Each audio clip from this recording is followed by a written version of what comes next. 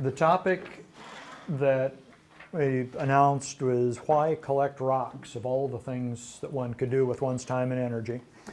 But there's one little passage from Shakespeare that I kind of like, and I'll start with that, and then we'll see where we end up after that. Oh, come on in.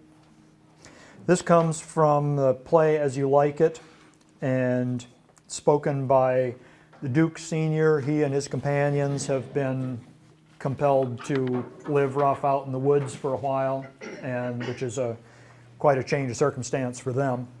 And they're coming to the end of that time, and the Duke addresses them and says, "Now, my co-mates and brothers in exile, hath not old custom made this life more sweet than that of painted pomp? Are not these woods more free from peril than the envious court? Here feel we not the penalty of Adam, the season's difference, as the icy fang and churlish chiding of the winter's wind, which when it bites and blows upon my body, even till I shrink with cold, I smile and say, this is no flattery. These are counselors that feelingly persuade me what I am. Sweet are the uses of adversity, which, like the toad, ugly and venomous, wears yet a precious jewel in its head." There's a footnote about that we can get to. "And this our life, exempt from public haunt, finds tongues in trees, books in the running brooks, sermons in stones, and good in everything." So why collect rocks? Well, there's a lot of reasons. For one thing, there are just practical reasons for collecting rocks as opposed to other things. For one thing, they sit still. You don't have to walk them. They don't require leashes or cages or anything like that. You set them down and they stay put, and that is a big advantage in collecting things. They don't eat, and because they're not alive, they don't die. Pets, plants, as we all know, they just go the way of all things, as one neighbor of mine used to say. Although they do require some care, and ordinarily you say care and feeding. They don't take feeding. They do require some care, and rocks are not as immortal as you might expect. I just this morning, I've known this was coming, but this is they're commonly known as pyrite dollars. There's these discs of pyrite. They're found at one coal mine in central Illinois. They're very popular collector specimens and tourist items and so on. Problem is, pyrite is susceptible to something that's commonly known as pyrite disease. And as far as anybody knows, there's nothing to be done about it. Some specimens of pyrite, this is not single crystal, this is a whole bunch of little teeny tiny granular crystals, and pyrite disease appears to occur at the surface of the crystal. And so one big sharp crystal only has a little bit of surface around it. A whole big mass of teeny tiny little crystals has a huge amount of surface area in there, and it's a lot more susceptible to pyrite disease. So I've known this one was deteriorating for a year or two, and this morning when I went to pick it up, it finally broke into pieces. So this one is going to get a line drawn through it in the catalog, and will probably end up in the flower bed or something. Let's see, here it is. This is another mineral. This is a mineral called vivianite. Chemically, it's very simple. It's just iron phosphate. And the light here is not great. I'd rather not pass it around because it's kind of fragile. But you might be able to see, if I hold it up toward the light, it's transparent, kind of a nice blue-green color. And this is a nice little crystal of it. Comes from Bolivia, one of the tin mines down there. And it's a really attractive thing, but it's light sensitive. And the light causes it to darken, and eventually it'll kind of break up and it'll turn black. And so it spends most of its time in the dark, and once in a while you can take it out and look at it and appreciate how nice and blue it is. But once we're done here today, it goes back in the dark, and it requires that kind of care. There also are silver minerals that are so sensitive to light that silver compounds are the basis for photographic film. And so silver iodide and silver sulfide and so on, beautiful deep ruby red color when they first come out of the ground, but if you put them in a nice brightly lit showcase, after a year or two they turn black and are not nearly as interesting as they originally were. So there are some minerals do in fact require some fairly active care and feeding, and that's one of them. So that's one that I don't trot out very often, but I figured today as an example of how something you think of as being pretty imperishable actually is rather perishable. What size is that? That's cut, or is that the size that would be? It's a section of a crystal, so the outline you see is the original outline, and I think the front and back have been split off it to show a nice transparent interior. Essentially small. Yeah. But, so, no, they're not alive. Yes, they are pretty durable, but you still have to take care of them. They do require a little bit of TLC. Now, I brought a display case here, and I didn't set it up in advance because it's kind of fun. And of course I designed it myself and built it myself.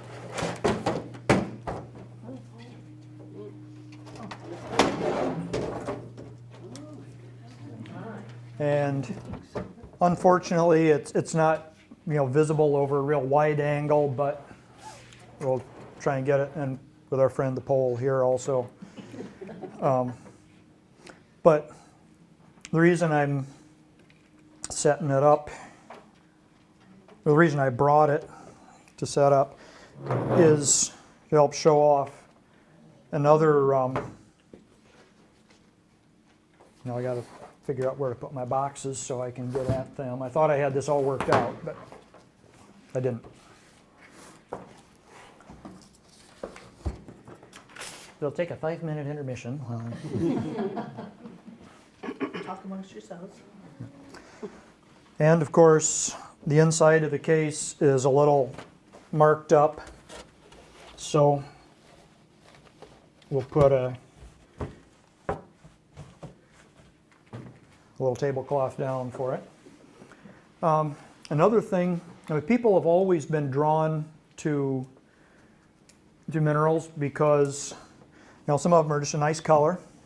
This is some rhodonite and rhodochrosite from the Betts Manganese Mine in Plainfield, Massachusetts. I knew it was in Massachusetts somewhere. It's just the very color of all of our friends' shirt, for one, but also of, can't remember, yeah, bubble gum. I was trying to remember the brand name, but I couldn't. Bazooka. Bazooka, that's right. Or Double Bubble, depending on which brand you're, but, so. Oh, And, some are green. This is a variety of feldspar. It's popularly known as Amazonite.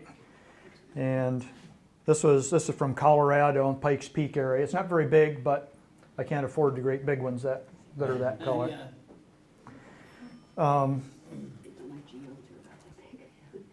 Sulfur. That's a crystal of sulfur from a limestone quarry in Michigan. There's not too many pure chemical elements occur in nature, especially in form this attractive, but sulfur is another one that requires fairly careful handling. It's really temperature sensitive.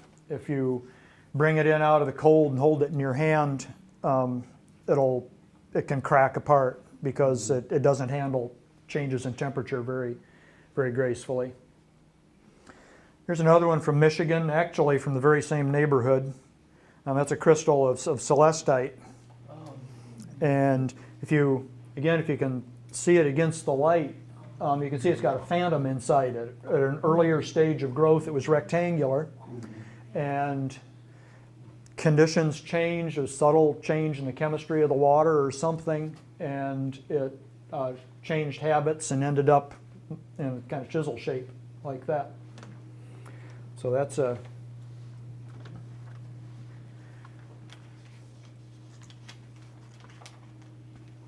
this one, we'll pass this one around. This is a totally natural crystal, straight out of the ground, has not been tampered with at all except for being washed off. That's a crystal of Feldspar from near White Sands, New Mexico. And it's a real wonder.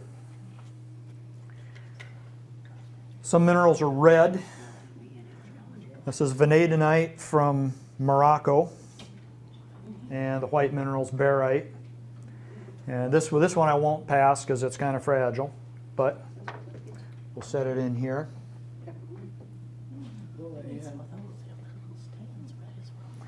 And this one is feeling left out. So that's from the big one's from Topsom, from Standpipe Hill, which is now a housing development. So Standpipe Hill in Topsom was a pretty famous mineral locality. There's a mineral called uraninite, uranium oxide, and it's pretty rare, and some of the best crystals known ever in the world have come from Topsom. And somebody, a collector named Clifford Treblecock, back in the 1960s found a bunch of really fabulous uraninite crystals in Topsom. And in the good old mining tradition was not real forthcoming as to exactly where he found them. And so the locality that collectors had written on their labels from the specimens he'd supplied for a number of years, people kept going to that place and there was no trace of uraninite there because that's not where he found them. It turned out that it was on Standpipe Hill, and there, of course, have been subsequently found some good specimens there, except that now it's all built over with houses, and there's almost no bare ground there to look for uraninite crystals anymore. But pyrite, people often call it iron pyrite, but there's really no other kind of pyrite. It's just pyrite is pyrite. And this is from the Eagle Mine in Gilman, Colorado, and has some other interesting features which I won't tire you with here today. And so there's colors, there's forms, there's sometimes interesting chemical characteristics. Come on. You gonna rest? You do have to train them, I'm assuming, to sit and Maybe if you fed them And more, stay. fed them better, they might sit better. Well, as long as I don't bump it. Let's see, where is this one? Some minerals are nice and clear. That's a crystal of fluorite from China. China, not China, Maine. And that one sits up very nicely. It's very well trained. There's a local rock. This is Garnet Crystals from Gambo Dam here in Gorham. So it, I think we can hand that around. You just start it off that direction. No, this is almandine. Yeah. Garnet is a big, complicated family of minerals. There are about six species of garnet that are pretty familiar and pretty common. There's another dozen or two that are really rare, scarce. This is the species called almandine, which is the most common. If you find a garnet anywhere, it's probably an almandine crystal, but there are, you know, another 20 possibilities too. What is the kind that's in New York? My daughter gave me a beautiful big. Oh, great big ones? Yes. Those from Gore Mountain, New York? Yeah, those are almandine. There's a place in New York called Gore Mountain where there are garnet crystals this big, and they unfortunately are pretty rough and not nicely formed with faces on the outside, and they're also very tightly embedded in the rock, and they're kind of busted up. So it's impressive to see a big chunk of solid garnet, but they mostly mine them for abrasive for making sandpaper. So you've heard of garnet paper, that's where some of that comes from. So someone mentioned wanting to get some students together to go to Iceland. There's a lot of volcanic activity in Iceland. There also are some interesting minerals from Iceland. This is a hewlandite specimen from an obscure little roadside spot in Iceland. Another thing that I enjoy about minerals that different people kind of specialize in different angles of it. I like specimens that have been in other people's collections and have human histories behind them in addition to their geological history. So this specimen came from the collection of a man named Renaud Vochten in Belgium. And he had a gigantic collection that he sold through a specimen dealer that I've been dealing with for years. And I acquired this from him. And I think it has an older label with it also from whoever Mr. Vochten got it from. And so when possible, I look for specimens that have, been in other people's collections, other people's homes, other museums and things like that. And I get to take a turn caring for them for a while, and then I'll pass them on to a good home down the road. But if you have questions about anything along the way, do speak up. I'd rather talk about what you want to know than what I have prepared to say. So, Is the pyrite called fool's gold? Pyrite is called fool's gold, although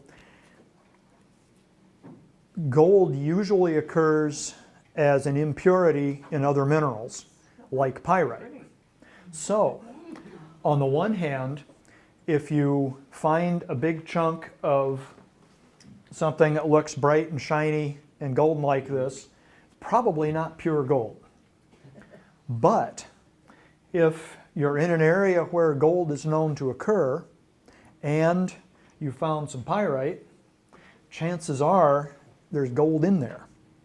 And it may only run an ounce or two to the ton of ore, but if you are in an area where gold is known to be and you start finding pyrite, especially in veins with quartz, you may very well be on the right track. And this may be the ore you're looking for, even though it's not solid gold. There may be enough gold in it to repay whatever effort it takes to crush it and smelt it and refine it and so on and so forth. So yes, pyrite is called fool's gold, but no, it's not a complete lost cause if what you have turns out to be pyrite. This one's from Italy. This is from the Isle of Elba. And there are a lot of really fabulous pyrite specimens come from there, and a few other things as well. And this one also, there we go. It's got to be set just so on its base. And if I get it set just so, then it cooperates and sits there and performs. Somebody mentioned garnets. This is another specimen of almandine garnet. And this one is not local. This is from Alaska, but they're very nice crystals.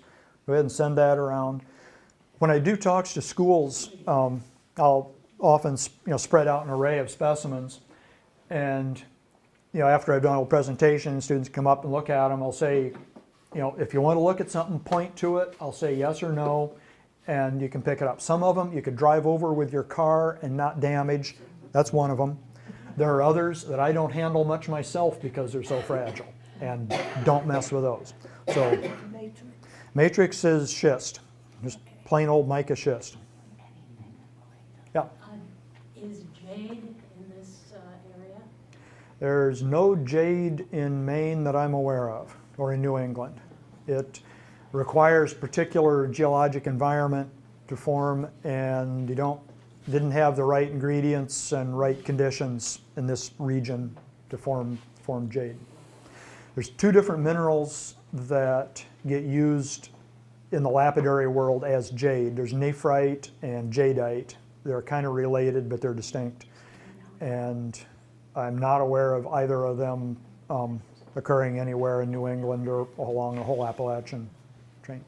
There is good jade in California. There's some in Alaska. There's some in Wyoming. But none here that I know of. No? Okay. Oh, got that one. Good. Thank you. And this one will stand up. People always like to see that one, and I enjoy trotting it out. I love the angles. Yeah. This is a twin. It's obviously, you can see there's two crystals. There's one going that way, and there's one going the other way. And that's not a random intergrowth. You know how I think of it like Tinker Toys. You know, spools on Tinker Toys have holes at certain angles, and they can be connected different ways. Well, the atoms that make up a crystal often have those kinds of links too. Usually, it will grow and just make one crystal, but if, who knows why, at some point down inside, somebody started sticking the sticks in the other set of holes, it got linked up the other way. And this is a well-known type of twin of Feldspar, called the Carlsbad Twin, after Carlsbad, Germany, from which they were first described. And it's pretty common. A lot of times in granite that has big Feldspar crystals in it, if you look close, you can see that they are, in fact, Carlsbad twins. But they're usually not as nice as this and just sitting there. This came from a lava flow in New Mexico. What else do we have? Here's another local one. We all know, actually, first of all, now tell me your name again. You're Lorraine, right? Lorraine brought some specimens, and one of the ones she brought was a specimen of mica from somewhere up in Oxford County. It also has some green tourmaline crystals in it. But this is very much what you expect mica to look like. You know, big flat silvery sheets.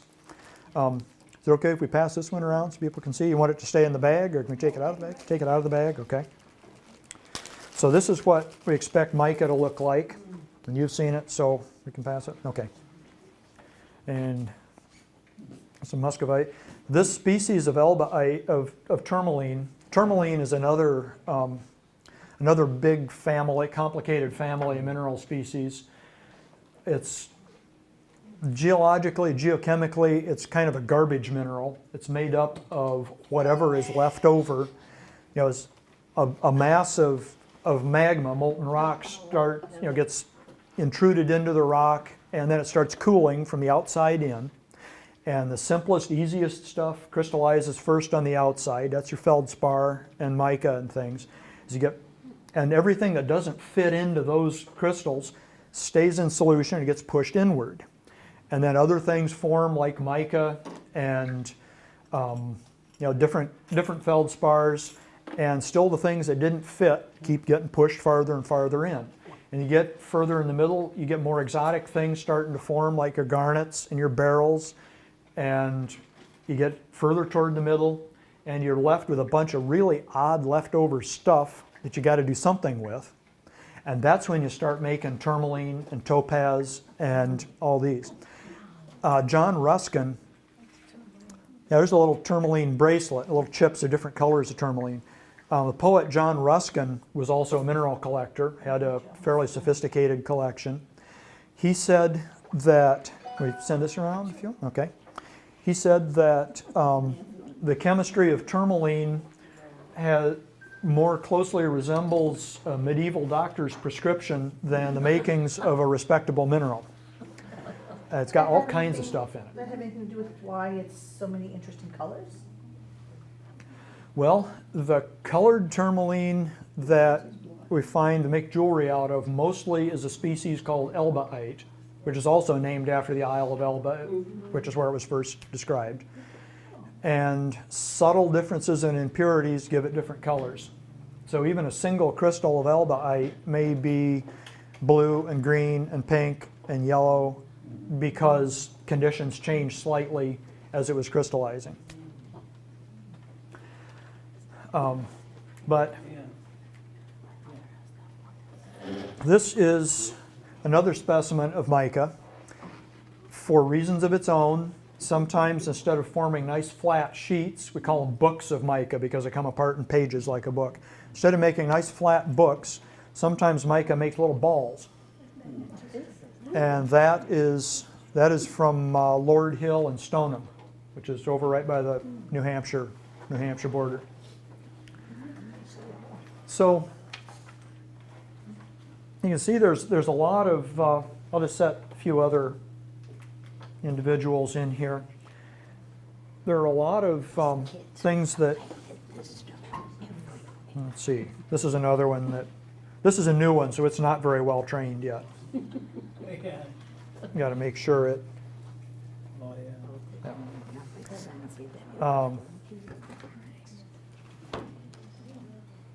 Well, this is just a rock. This is just sandstone. So, mineralogically, there's really nothing interesting about it at all. It's little teeny particles of quartz stuck together with clay. And that's pretty much the end of the story. But it's still pretty cool. And that's from a place in Australia, out in Western Australia, barren, desolate, godforsaken area. But there's some cool rocks there. There's actually one less cool rock there, because this one's here now. And, Do you know, when you look at it this angle, it looks like the American flag because see up in the left corner, it looks where the stars would be. yeah, I guess so. That's really interesting. And so on and so forth. Now, there's another whole side of rocks that it really fascinates me. You can actually see the forces of order and chaos facing off right before your eyes. I have here a lump of very ordinary looking limestone. It's kind of gray, kind of lumpy, funny shaped. Got an idea? What state do you suppose it's from? Yeah, it's from New York. And would I bring just an ordinary dull lump of limestone for a thing? Probably not. Because it has a quartz crystal in it. And how do you suppose you take a completely disorderly, lumpy, irregular piece of rock with a little hole in it and growing, I'll just kind of hand it, just kind of show it around here. You've got this perfectly transparent crystal of quartz with flat faces, straight edges, sharp corners. It's clear as can be, and it's sitting right there in that hole in a piece of dull gray limestone. And that is a miracle. I mean, really. Again, is just the way it came out of the ground. It's mostly just been probably washed off.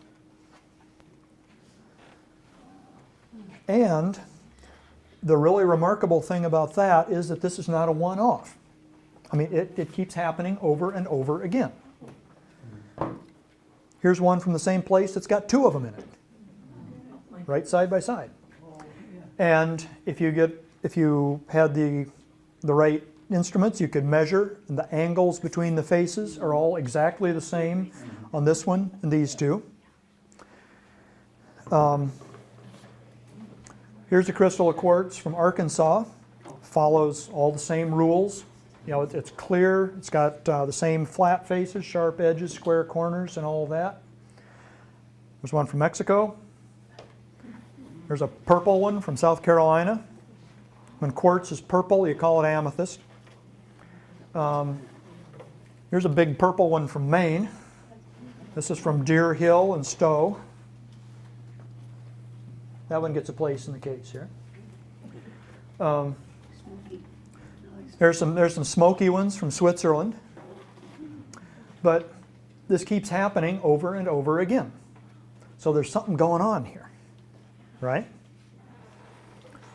Actually, I didn't, when I laid this out first this morning, I don't even remember which side up this one goes. I guess it goes like that. There we go.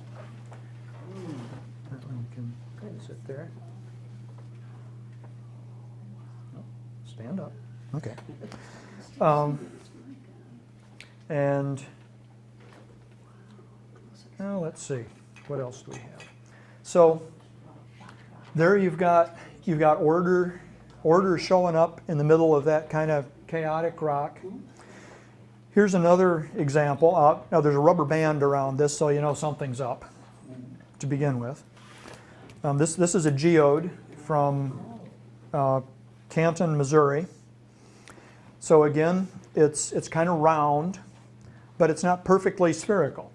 So I mean, it's not a totally randomly shaped thing, but there's still some irregularity to it. So already we've got the order of the nice sphere shape and the chaos of the irregularity going on. And then you open it up, and of course it was already open. Yeah. But inside, we've got all these little crystals of calcite. There's the dark brown calcite, and there's also the clear crystals of calcite, two different generations. Those calcite crystals are all pretty much alike.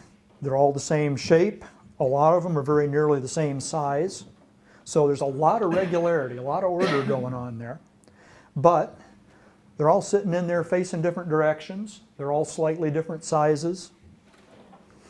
So there's a lot of order, and there's also some chaos going on too, because they're not all lined up in rows facing the same way, but there's still a lot of organization going on too. So just right here in this one little rock from a highway construction project in Canton, Missouri, we have the forces of order and chaos battling it out, slugging it out, and they've come to some kind of a compromise here and made this really nifty little geode. And that aspect of things just fascinates me no end. Yes? Am I clear that the Herkimer Diamond was originally water? Yep. It came down and it got in there and then changed over time? It was water. Pure silica? It was water that had silica dissolved in it. And conditions changed. It was temperature or pH or something caused it to crystallize, the silica to crystallize out of the water, precipitate out of the water. One thing that you find from laboratory experiments is that the faster, the more rapidly a crystal grows out of solution, usually the more distorted and ugly it gets. The slower and steadier it grows, the more nearly perfect it is. And these are so nearly perfect that you can guess that it happened very slowly over a very long period of time. Because even in a laboratory, you can't grow crystals this perfect rapidly. It takes time. How long? That's an excellent question. And moving right along, well, I don't know. I know for the quartz crystals, they grow in labs to run clocks and watches and things like that. It takes months and months to grow a single batch of crystals. And that's under carefully controlled, heavily tinkered with laboratory conditions. In nature, under natural conditions, I would not be surprised if it was hundreds or thousands of years for a crystal like this to crystallize. I worked for 9 summers for the National Park Service at Jewel Cave National Monument in the Black Hills in South Dakota. And the subject of geologic time would come up. And if you want to be in a really hot seat, sensitive type position, try being a uniformed representative of a nation under God that observes a strict separation between church and state. And someone will, a visitor will fix you with a kind of a gleam in their eye and say, so just how old do they figure this cave is? Now, at Jewel Cave, we had the advantage of it being a geologically complicated place. So even among caves, it's not an easy answer. So we'd say that most of the cave as we see it appears to have formed after the uplift of the Rocky Mountains, which would be 60, 70 million years ago, which, as caves go, is pretty old. There are some features in the cave that look extremely old, could be 250 to 300 million years old. There is also some evidence, geologic evidence, that suggests that the whole thing might have come about as recently as the last 1 or 2 million years. If you take the biblical perspective, it would have had to take place, well, according to Ussher's chronology of biblical events, it would have been in the last 6,000 years. Other scholars, using the very same evidence, have put together chronologies anywhere, actually, I think Ussher made it more like 10,000. Anyway, anywhere from 6,000 to 30,000 years ago. So you can take your pick among all those choices and you'll find somebody who agrees with you. And that's how old the cave is. So that's how I got out of that one whenever I was asked. And you can tell That's a good idea. pretty old. When they ask you, how old do you think it is? And that's when we say, moving along, we've got to keep on schedule here. And so, one other example just of the order versus chaos thing. This is a specimen of galena crystals. Galena is lead sulfide, it's a primary ore of lead. And sphalerite, which is zinc sulfide, the main ore of zinc. And this comes from the Tri-State District, which is the point where Missouri and Kansas and Oklahoma meet. There was a major lead and zinc mining area there. And vast amounts of really impressive specimens of calcite, galena, sphalerite, marcasite, and really not much else came from that district. And so here, once again, you see very nice little cubic crystals of galena. They all have flat faces, square corners, sharp edges. They're almost perfectly cubic, but if you got out your calipers and measured them, you would find that they all vary a little bit. So this is not just a random, aggregation of stuff, but there's a lot of organization going on. But they're all pointing every which way. They all are on the upper side of the specimen. The back side doesn't have any. So there's some organization going on that way. But they're not all right next to each other in a clump. They're kind of scattered. And once again, you've got the order of all those crystals, and you've got the kind of chaotic, disorderly arrangement. It does look like a pile of coal. Yeah.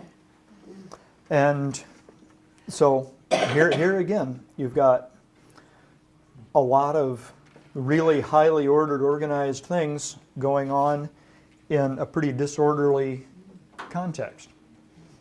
And that's pretty cool. Well, let's see, where to next? I guess kind of wrap up with this one. This is also galena.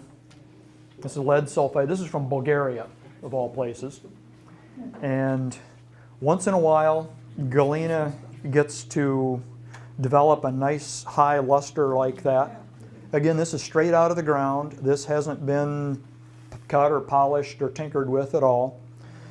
But and the black stuff around it is sphalerite, same combination that we're on that one. And I think it would not be too great a stretch to describe that as a beautiful specimen. For me, the existence of beauty is one of the most compelling arguments you can make for the existence of God. Because, what besides a transcendently wise, creative, intelligent, whatever force could even come up with an idea like beauty? It's a property that things have that is totally separate from their utilitarian practical use, that inspires awe and admiration and gives pleasure. How do you get it to go into, like, making a lead pot? How You have big column. how do you refine the lead out of this? How do you make it into something No. special that you can use in your home like people used to? Well, with galena, it's pretty easy. All you have to do is heat it up, build a really hot fire. It drives off the sulfur, and the lead melts and trickles down to the bottom. And the fire goes out, the lead solidifies, you pick it up and melt it and mold it into whatever you want. And that's where acid rain comes from, because the sulfur goes up in the air, makes sulfur dioxide, lands as sulfuric acid, and dissolves your limestone buildings so they fall down. So, but that's, yeah. But, so, there's, when I look at an array of beautiful minerals, it's not just an attractive array of shapes and colors and things. There's, a lot of spiritual significance behind it as well. And I guess you kind of wrap up by just saying it's not bad for a bunch of things dug up out of the ground. Because every one of those is in its natural state. Nothing has been cut, polished, colored. Nothing's been done to it except trim away broken pieces and wash off dirt. And that's it. So.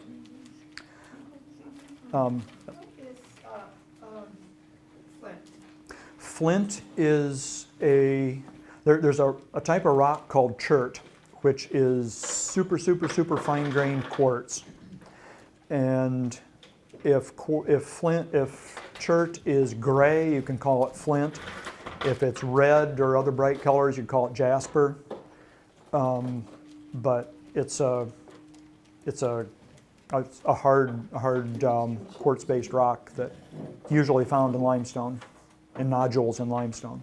And the word you said was chert, T-E-R-T? C-H-E-R-T. C-H, thank you. Chert, yeah. So flint is gray chert, and chert is a common rock. It's a chemical sedimentary rock. Silica precipitated out of seawater usually.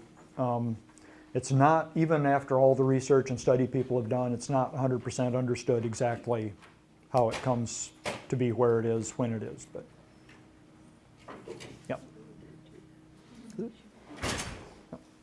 Another question? If you were to collect just in Maine, approximately how many different types of rocks would you find? Lots. Really? Yeah. There's a website called mindat.org, which it's a nonprofit, volunteer-driven database of mineral data worldwide, and it has over the last 10 years or so has become kind of the de facto authority on that sort of thing worldwide. They list something like 540 mineral species for the state of Maine, which is a lot. There are several for which the type locality, the place where that mineral was first discovered and scientifically described, is in Maine. Paramite is one of them, named for the Param family in Oxford County. And there are others, so on. Maine is a place where it has a long history of minerals, both specimen-wise and industrially mining. The main mining that's been done here has been for Feldspar for ceramics and Mica for the electronics industry, and also other minor amounts of things. There's no commercial industrial mining going on except for sand and gravel, building stone, and there's one limestone marble quarry at Thomaston where they make cement out of that. But there's not much mining otherwise going on in the state. But because of the history of the pegmatite mines in Oxford County and other places where you find fine tourmaline and beryl and that sort of thing, for mineral specimens on the collector market nationwide and worldwide, if you can document that it is in fact from Maine, in a lot of cases you can move the decimal point one place over because it is very desirable. A Maine tourmaline specimen is probably going to bring more than a corresponding specimen from Virginia or Georgia or the Black Hills or somewhere else.